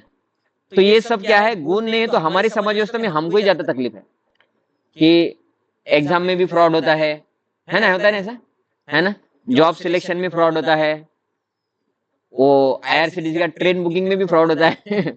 सब तरफ कुछ ना कुछ चलता है, क्योंकि लोगों को गुण है, कर्म अच्छे है, कर्म के हिसाब से वो जॉब कर सकते हैं, लेकिन गुण अच्छे नहीं है। उनको अच्छा व्यक्ति बनने के लिए नहीं सिखाया, पैसे वाला व्यक्ति बनने के लिए सिखाया। लेकिन समाज व्यवस्था जब शास्त्र के हिसाब से है, उसके लिए पैसे वाला व्यक्ति नहीं बनना है, उसको गुण से महात्मा बनने के लिए सिखाया जाता है। ये होता है वर्णाश्रम, और ये भगवान ने दिया था। तो ये बेस्ट सोसाइटी फॉर्मेशन सिस्टम है कि लोगों को अंदर से अच्छा बनाओ गुण से, तो समाज व्यवस्था पूरा सुखी हो जाएगा। युधिष्ठिर महाराज जैसा, प्रहलाद महाराज जैसा, है ना, राजा ऋषभदेव जैसा, भरत महाराज जैसा, ये शास्त्र में कुछ उनके बारे में आता है, पांडव जैसे, है ना। तो उससे समाज व्यवस्था सुखी हो जाएगा। तो इसमें अभी कुछ प्रश्न रहते हैं, तो वो प्रश्न हम लेते हैं, हमारा सिलेबस रहता है। तो इसमें पहला प्रश्न है कि कृष्ण ने जाति प्रथा के बारे में क्या कहा है ना। तो आपसे है ऑनलाइन वालों के पास, क्योंकि आपके पास प्रिंट आउट्स है, क्या कहा है भगवान ने जाति व्यवस्था के बारे में।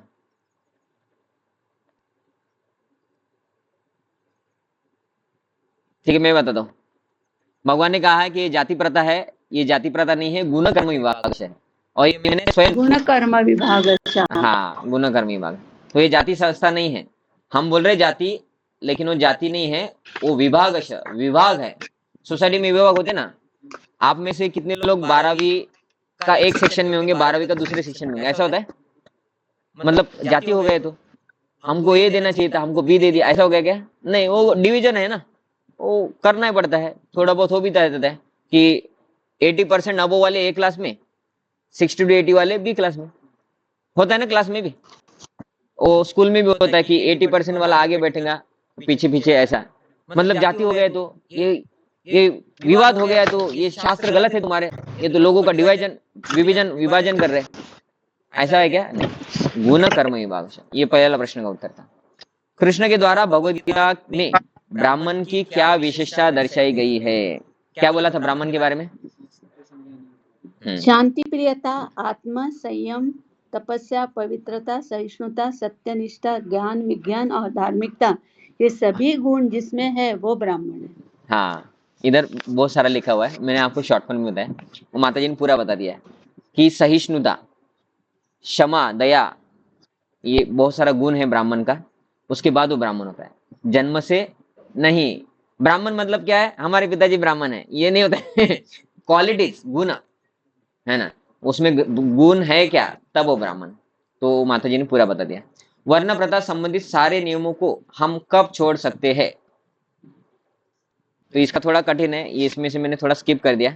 आपने पढ़ा था, उसमें आपको दिखा जब कुछ? हम प्रभु नहीं, जी, बाकी जब कोई हम बाकी कृष्ण भगवान, अच्छा, हाँ, बाकी कोई उत्तर देना चाहते हैं?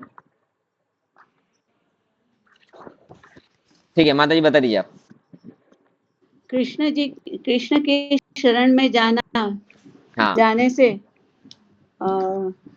यानी हम सब छोड़ सकते हैं। हाँ, कृष्ण भावना में। वो मैं थोड़ा स्किप कर दिया, कोई टाइम हो गया ना। इसमें और बहुत कुछ दिया है कि भगवद गीता का आखिरी श्लोक है सर्वधर्मान परित्यज्य, मतलब हमें ये सर्वधर्म। सब छोड़ के भगवान कृष्ण का शरण लेना है। तो वो उत्तर था कि ये वर्णाश्रम धर्म, वर्ण प्रथा संबंधित सारे नियमों को हम कब छोड़ सकते हैं? तो जब हम भगवान की शरण लेंगे। जब हम भगवान की शरण लेंगे तो हमारे ऊपर कोई रिस्पॉन्सिबिलिटी नहीं रहता है, अभी हम बस भगवान का सेवा हमारी रिस्पॉन्सिबिलिटी, हमारे ऊपर देश का नहीं, समाज का नहीं, घर का नहीं, किसी का नहीं। लेकिन कब? जब भगवान का पूरी तरह शरण लेंगे तो, नहीं तो तब तक है। तब तक नहीं बोल सकते कि मैं शादी किया हूँ, मेरा बीवी बच्चे है, लेकिन मैं नहीं पालूंगा, तो फिर कर्म लगेगा। और वो बोलते कि अभी 50 साल के बाद वानप्रस्थ ले सकते शास्त्र के हिसाब से। तो उसके बाद अगर वो पति पत्नी मिल के डिसाइड करे कि ठीक है, हम वानप्रस्थ लेंगे, बच्चों को उनके ऊपर छोड़ देंगे, उनको जॉब लग गया, उनका शादी हो गया, अभी वो अपना अपना संभाल लेंगे, उनको उनका प्रॉपर्टी दे देंगे, तो वो अलाउड है। ऐसा है, क्योंकि ये लोग भगवान का भक्ति करने जा रहे हैं और सेटल भी कर दिया है, ऐसा है। और ब्रह्मचारी के बारे में, वो अपने माता पिता को छोड़ सकते हैं जब वो पूरी तरह से भगवान कृष्ण का शरण लेने के लिए तैयार है, तो तब उनको पाप नहीं लगता है। और ये हमारा शास्त्र का सिद्धांत है। ये वर्णाश्रम धर्म में से एक आता है, लेकिन ये अलग है थोड़ा, कि ये सर्वधर्मान प्रति, मतलब वर्णाश्रम धर्मों को भी छोड़ दिया हमने, समझ में? लेकिन ये कब? जब भगवान का पूरा शरण लिया, कि जो रिस्पॉन्सिबिलिटी वो छोड़ दिया, तो वो चलता है। तो वो बोल रहे वर्ण प्रथा को कब छोड़ सकते हैं? जब हम, भगवान ने बोला है भगवद गीता में, शास्त्र का वाणी है, सब छोड़ो, बस मेरी सेवा करो, मैं तुमको सभी पापों से नष्ट करूंगा। भगवान कृष्ण अकेले व्यक्ति है जिन्होंने शास्त्र में बोला है, और बाकी किसी देवता ने आक्षेप नहीं लिया है, वो बोले बराबर ही है, क्योंकि हम नहीं कर सकते वो, है ना, ऐसा। ठीक है, तो इसके बाद ये 3 प्रश्न के उत्तर तो हो गए। इसके बाद उन्होंने लिया है समझ के बारे में। उदाहरण के साथ समझाएं कि जन्म के अनुसार किसी की जाति निश्चय करना कितना गलत है। तो उदाहरण कैसा दे सकते हैं कि ब्राह्मण का पुत्र ब्राह्मण है, ये गलत हो गया, तो उदाहरण दो। तो ब्राह्मण का पुत्र दूसरे के अंदर ऋषभदेव ओके, ऋषभदेव के बारे में बताया था ना मैंने। उनके पुत्र, तो उनके पुत्र, सभी पुत्र अलग अलग हो गए, है ना, कोई सन्यासी बने, कोई ब्राह्मण बने, कोई क्षत्रिय बने। तो उदाहरण ये हो गया। और मैंने आपको जो उदाहरण दिया था वो क्या था? कर्ण। नहीं, इधर मैं एक नॉर्मल ये साइंस के स्टूडेंट है तो थोड़ा परशुराम अलग। जी का, हाँ, परशुराम का भी दिया था परशुराम जी का। कि मैंने उदाहरण दिया था कि एक डॉक्टर है, उसका लड़का इंजीनियर बन गया, तो वो क्या था, उदाहरण के साथ समझे कि जन्म के अनुसार किसी की जाति नीचे नहीं होता है। डॉक्टर का लड़का डॉक्टर ही बनेगा नहीं, ब्राह्मण का लड़का ब्राह्मण नहीं बनता है। गुण कर्म विभाषा। वर्तमान समय में सभी शूद्र क्यों है, क्यों शूद्र है सभी, ये भी बोला था। हाँ हाँ, सभी लोग सैलरी के लिए दूसरे के अंडर में काम कर रहे हैं, उसको शूद्र बोला जाता है। लेकिन उसका टेंशन नहीं है, उसका मतलब हमें अभी छोड़ना नहीं है। हमें क्या है, जो है उसमें रहो, भगवान की सेवा करो, टाइम निकालो। ये है वर्णाश्रम। किसी व्यक्ति को ब्राह्मण बनाने के लिए कैसे प्रशिक्षित किया जा सकता है, कैसे? पहले चुनना पड़ेगा ना प्रभु जी। हाँ, और कैसे प्रशिक्षित करेंगे?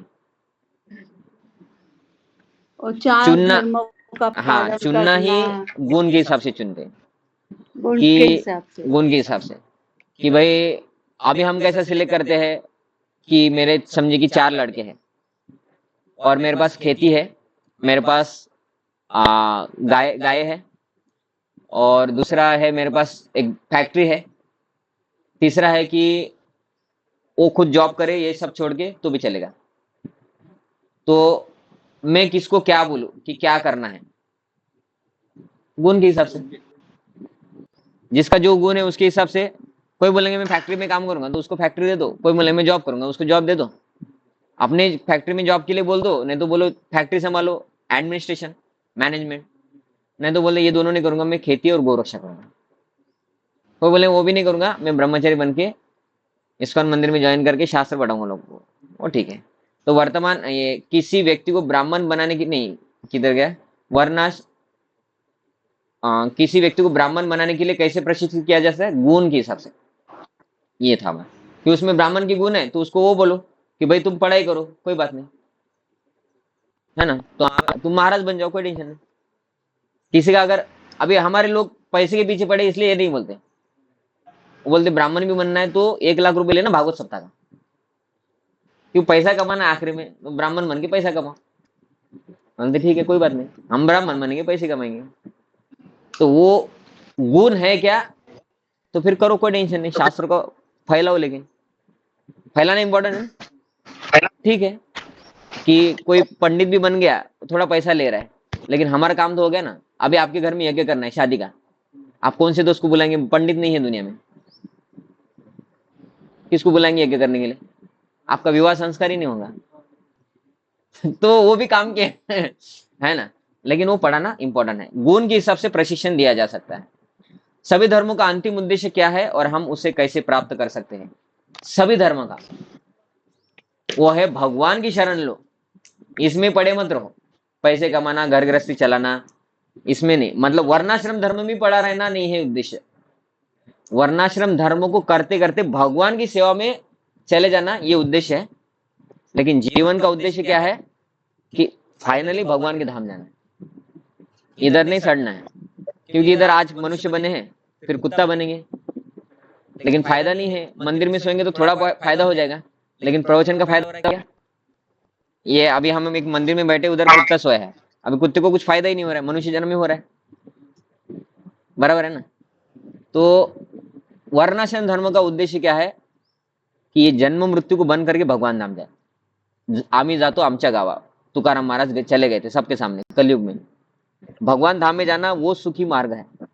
इधर रहेंगे तो आज मनुष्य है, कल कुत्ते बनेंगे, कल बंदर बनेंगे, पता नहीं क्या क्या बनेंगे, पेड़ पौधे बनेंगे, तो गारंटी नहीं दे सकते। इसलिए मनुष्य जन्मों का उद्देश्य क्या है, भगवान के धाम जाना। और ये सभी धर्मों का उद्देश्य है, वो अलग अलग बताएंगे। क्रिश्चियन बोलेंगे तो क्या बोलेंगे, हेवन, और मुस्लिम बोलेंगे तो क्या बोलेंगे, जन्नत, जन्नत बोलेंगे है ना। और हम क्या बोलते हैं, स्वर्ग। वो हमारा स्वर्ग धर्म नहीं, बहुत ऊंचा लेवल का रहता है। हमारे धर्म में स्वर्ग नहीं बोलते, वो लोगों को पता नहीं, वो इसलिए गोलोक लिखते स्वर्ग। वृंदावन, हमारा गोलोक जीवन का वृंदावन, उद्देश्य है वैकुंठ जाना, भगवान के धाम। वैकुंठ। क्योंकि ये जो बोलते हैं स्वर्ग, जन्नत और हेवन, ये स्वर्ग ही है, और उधर जाके वो लोग वापस आते हैं। प्रधानमंत्री कितने साल तक प्रधानमंत्री रहता है? 5 साल। वो एक बार प्रधानमंत्री बनने के बाद वही रहना चाहिए, ऐसा होता है क्या? वो स्वर्ग का भी वही कंडीशन है। आपका जब तक पुण्य है तब तक आपको स्वर्ग में रखते हो, बोलते सोमरस पियो, द्राक्ष खाओ, बासमती राइस खाओ, अप्सरा के साथ नाचो, या नहीं इधर यार में घूमो। और जब हमारा पुण्य खत्म हो गया, बोलते इसको लात मार के निकालो, शीनी इसका पुण्य कार्यकाल मर्त्य लोक खत्म। है। हाँ, शीने पुण्य मर्त्य लोक विषय, शीने पुण्य खत्म हो गया, मर्त्य लोक है। उनको स्वर्ग में नहीं रखते। और एक्चुअली आपको पता नहीं होगा, स्वर्ग में हम कोई जाता ही नहीं है। वो बलि महाराज का कथा में वर्णन आता है कि there are 6 qualification to enter in the swarg. काम, क्रोध, लोभ, मोह, मद मत्सर्य, इससे फ्री होना चाहिए। हम है कोई तो कैसे जाएंगे? हो गया, हमारा खत्म ही हो गया। एक क्वालिफिकेशन, ठीक है, ईर्ष्या मुक्त होना चाहिए कि आपका दोस्त और आप दोनों एक ही स्कूल में थे, एक ही रूम में रहते थे इधर वृंदावन सिटी में, उसको 85 आ गया और आप 70 हो गए, तो आपको ईर्ष्या होगा कि नहीं? हो सकता है ना? तो जाएंगे हम स्वर्ग में मरने के बाद? तो वो क्वालिफिकेशन दिया, हम जाएंगे, कोई जाता नहीं। हम लिखते वक्त लिखते हैं बस स्वर्ग वासी, कोई नहीं है, वो कुत्ता बना होगा, है ना, पता नहीं है। वो भक्ति करेंगे तो मनुष्य जन्म मिलता है, भक्तों के घर में मिलता है, इसका गारंटी। तो ये भी नहीं है हमारे जीवन का उद्देश्य। सभी धर्मों का उद्देश्य क्या है? भगवान के धाम जाना। लेकिन ये लोगों को समझता नहीं, वो बोलते स्वर्ग जाना है, और स्वर्ग को कोई जाता ही नहीं है। आईएएस कितने लोग बनते हैं और आईपीआर कितने होते हैं, है ना? तो लाखों लोग आईपीआर होते हैं आईएएस के लिए, और बनते जितना जगह है उतने ही है, 100 में से कुछ तो होते होंगे। तो इसका मतलब सभी आईएएस बने क्या, पढ़ाई करने वाले? वैसा सब लोग स्वर्ग नहीं जाते हैं, वो इधर पैसे कमाते हैं, इधर रह जाते हैं, क्योंकि पुण्य भी उनका पूरा नहीं है और ये क्वालिफिकेशन भी नहीं है। तो वर्णाश्रम धर्म के आधार पर समाज को विभाजित करने का क्या लाभ है? तो हम सभी लोग सुखी हो जाएंगे, ये प्रश्न का उत्तर है। और इसके बाद अभी आखिरी एक पॉइंट रहता है इसमें, वो छोटा सा है, वो मैं पढ़ लेता हूँ क्योंकि हमें समय पे एंड करना है, और अभी समय बहुत हो गया और ये थोड़ा लंबा है, और अगर आप पढ़ेंगे तो इनको आवाज नहीं आएगा, इसलिए मैं पढ़ता हूँ क्योंकि इनको भी आवाज आना चाहिए। ये टॉपिक रहता है, इसका टॉपिक है प्रचार ही सार है। ये प्रभुपाद जी की एक पुस्तक में से ही रहता है। प्रचार ही सार का अर्थ क्या है कि आपको समाज व्यवस्था में कुछ पता करना है, तो कैसे पता करेंगे? उसका सुनेंगे तो पता चलेंगे ना कि आपको वृंदावन सिटी में ये ऐसा एक इंस्टीट्यूट है, यहाँ पे ऐसा होता है। ये कहाँ से पता चला? किसी ने बताया आपको, उसको बोलते प्रचार। तो अच्छा बताएंगे तो प्रचार करना है, गलत बताएंगे तो पाप फैलाना है। तो हम ये शास्त्र में जो अच्छा है उसका प्रचार करते हैं, उससे फायदा किसका होता है? सभी का। तो इसीलिए बोलते प्रचार ही सार है। समाज व्यवस्था में हम क्या बोलते? समाज सेवा मतलब क्या है? भूखों को खिलाओ। तो भूखों को मैं एक बार खिलाऊंगा मतलब साल भर का हो जाता है क्या? शाम को भूख लगता है, तो परमानेंट समाज सेवा हो गई क्या? और उसका दुख खत्म हो गया। उसको ठंडी बढ़ गई तो अभी ब्लैंकेट की जरूरत नहीं, ऐसा होता है क्या? नहीं। उसको हरिनाम दे दो, उसको भक्त बनाओ, उसका अगला जीवन बंद हो जाएगा, वो भगवान धाम चला जा सकता है। और भक्ति करने की वजह से अगले जन्म में गारंटी है, भगवान ने भगवत गीता में बोला है 6वें अध्याय के अंतिम में, जो मेरा भक्ति करते हैं उसको अगले जन्म में आमिर घर में जन्म दूंगा। वो भी फायदा हो गया। बेस्ट समाज सेवा, लोगों को प्रसाद खिलाओ, उनको हरिनाम करवाओ, उनको भगवत गीता भागवतम के लेक्चर सुनाओ। प्रचार ही सार है, इसलिए बोलते हैं, क्योंकि प्रचार से लोगों का जीवन सुधरेगा। मैं उनको बोलूंगा कि भाई ये गरीब लोग है, ये 5 स्टार होटल का खाना 500 रुपए प्लेट का मैं गरीबों को बांटूंगा आज, फर्क मुझे नहीं पड़ेगा और उनको भी नहीं पड़ेगा। वो शाम को उनको भूख लग जाएंगे फिर, और उनका जीवन में दुख खत्म नहीं होगा, और अगले जीवन में उनको मनुष्य जन्म मिला था, अगले जीवन में वो कुत्ती बिल्ली बन जाएंगे। लेकिन उनको भगवान की भक्ति में लगाओ, हरिनाम में लगाओ, गारंटी भगवान ने लिख दिया है भगवदगीता में, सुचिनाम श्रीमताम, अगले जन्म में श्रीमंत व्यक्तियों के घर में जन्म दूंगा। फायदा हुआ कि नहीं हुआ? और भगवान ने इसके साथ बोला है ब्राह्मण कुल में। ब्राह्मण कुल मतलब वो श्रीमंत घर में जन्म लेंगे, अमीर घर में, लेकिन उनको भक्ति भी मिलेगा। अभी वो अमीर घर में भी जन्म लिए और उनको भक्ति मिलेगा, मतलब वो पुण्यवान लोगों के घर में जन्म लेंगे और उनको बचपन से हरिनाम मिलेगा, वो अभी भगवान के धाम चले जाएंगे। ये है परमानेंट समाज सेवा। Do you agree with this? या खाना खिलाना समाज सेवा बेस्ट है? कपड़े देना, बारिश आ गई भाई, थोड़ा बहुत कभी लोगों को एक पंडाल बना के देंगे, गरीब लोगों को खाना खिलाएंगे, ये समाज सेवा है? ये नहीं है। ये तो उनके कर्म के हिसाब से आज उनको खाना मिल गया, थोड़ा बहुत पढ़ाई के लिए बुक्स नहीं थे तो पढ़ाई के लिए बुक्स मिल गए, लेकिन वो व्यक्ति नरक जाने वाला है, उसको उससे कौन बचाए? हरिनाम बचाएगा, प्रचारी सार है। तो सार क्या है शास्त्र का? लोगों को फैलाओ, ये भक्ति हरिनाम करने के लिए लोगों को प्रवृत्त करो, ये है प्रचारी सार है। तो उसमें से ये टॉपिक है। प्रिय भगवान, आपके निजी पार्षद तथा भक्त संसार भर में तीर्थ स्थलों तक को पवित्र करने के लिए भ्रमण करते रहते हैं। क्या ऐसा कार्य उन सबों के लिए जो इस भौतिक संसार में वास्तव में भयभीत है रुचिकर नहीं है? इधर क्या बोल रहे कि आपके भक्त तीर्थ स्थानों में जाकर भी उस स्थानों को पवित्र कर रहे हैं, ऐसा कैसा? क्योंकि भक्त कभी गलत काम नहीं करते, और तीर्थ स्थल में लोग रह के भी गलत काम कर रहे हैं। पंढरपुर में आपको नॉनवेज की दुकान मिलेंगी, दारू की दुकान मिलेंगी, मर्डर होते हुए मिलेंगे, लोग चोरी करेंगे, कुछ भी मिलेगा। मतलब तीर्थ स्थान में भी लोग खराब काम कर रहे कि नहीं कर रहे? है ना? तीर्थ यात्रा के बीच में घुसेंगे, चोरी करेंगे, है ना? आपल्या सामानावर व्यवस्थित लक्ष ठेवा, ऐसा लिखा हुआ रहता है ना, you are in CCTV surveillance. क्यों? क्योंकि लोग चोर हो गए।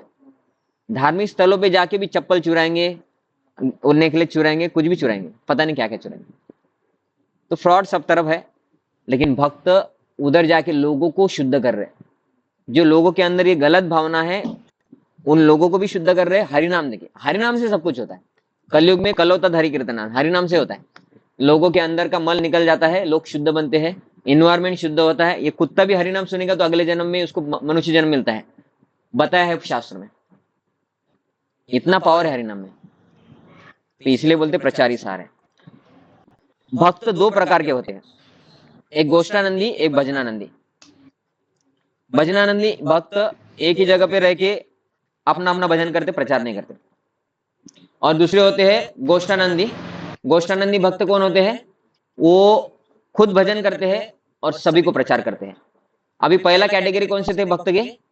कि जो खुद भजन करते हैं, लोगों को प्रचार नहीं करेंगे, तो उससे लोगों को फायदा ज्यादा होगा क्या? नहीं होगा। अभी दूसरे जो खुद भजन करते, लोगों को सिखाते कि हरे कृष्ण महामंत्र शास्त्र में दिया है, इसका जप करो, आप प्रसाद लेके आएंगे, आपको बांटेंगे। ये हो गए गोष्ठानंदी, लोगों को गोष्ठी बता रहे, भगवान की कथाएं बता रहे, लोगों के अंदर के कलमश को नाश कर रहे। जो लोग पापी थे वो अच्छे बन रहे हैं।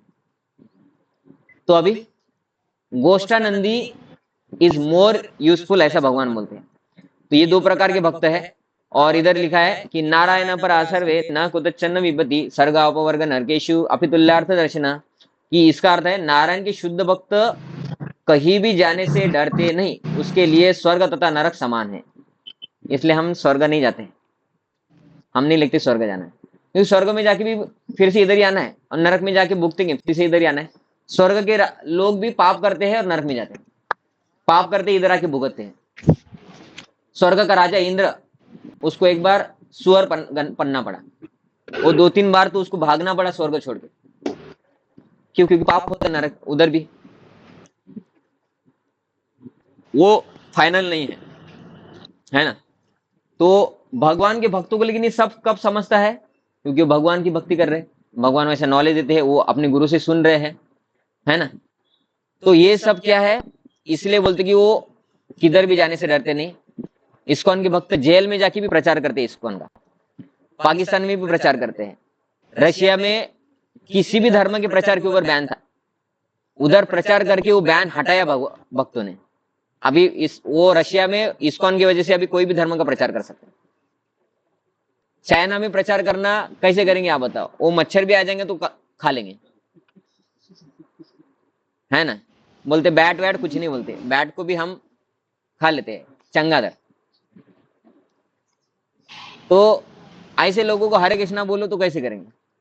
लेकिन वो लोग उधर जाके वो लोगों को भी हरे कृष्णा सिखा रहे हैं। तो इसलिए वो बोल रहे कि ये लोग है प्रचार करने वाले। उन लोगों जो मच्छर तक चंगादर तक खाते थे, वो लोग अभी लहसुन प्याज भी नहीं खा रहे। फायदा हुआ कि नहीं? उसको बोलते गोष्ठानंदी, प्रचार करने वाले लोग। और भजनानंदी मतलब बस अपना भजन करेंगे, एक जगह पे बैठेंगे, अपना भजन करेंगे। वो आया कोई मतलब पूछने के लिए तो ठीक है, नहीं आता हम भजन करेंगे। गोष्ठानंदी कौन है? वो स्पीकर लेंगे, उठाएंगे, अभी हरिनाम करेंगे वृंदावन सिटी की बाजू में और बोलेंगे आओ। अरे इनको कुछ कमीशन मिलता होगा भगवान उधर के मंदिर की तरफ से? कितना रुपए मिलता है प्रभु जी आपको इस्कॉन का प्रचार करने का? अरे क्या प्रभु जी किधर मिलता है, मेरा खुद सैलरी का पैसा देके बच्चों को खिलाना पड़ता है मेरे को, लेकिन इसका एक कमीशन मिलता है भगवान की तरफ से। ये गोष्ठानंदी भगवान के प्रिय भक्त बनते हैं। भगवद गीता में बोला है भगवान ने 18वां अध्याय 68 नंबर श्लोक कि ये जो भगवद गीता भागवतम का प्रचार करते हैं वो मेरे सबसे प्रिय भक्त हैं। ये कमीशन है, इसलिए हम प्रचार करते हैं क्योंकि भगवान के प्रिय बनना है। समझे कि आपको कुछ वृंदावन सिटी में इधर उधर कुछ काम करवाना है आपका, और आप प्रिय है मोदी के, अभी आपका काम होगा कि नहीं होगा? अभी तो रेलवे रिजर्वेशन फुल होने के बाद भी आपको एसी का ट्रेन का टिकट मिलेगा, है ना? तो ये सब क्या है कि भगवान का प्रिय होंगे तो क्या होगा, हमारे पाप नष्ट हो जाएंगे, हम सुखी होंगे, ऐसा। ठीक है, तो यहाँ पे हम रुक जाते हैं। आपका कुछ प्रश्न है ऑनलाइन में तो आप पूछिए, और आपका भी कुछ प्रश्न होगा तो आप पूछिए। ऑनलाइन में किसी को कुछ प्रश्न है?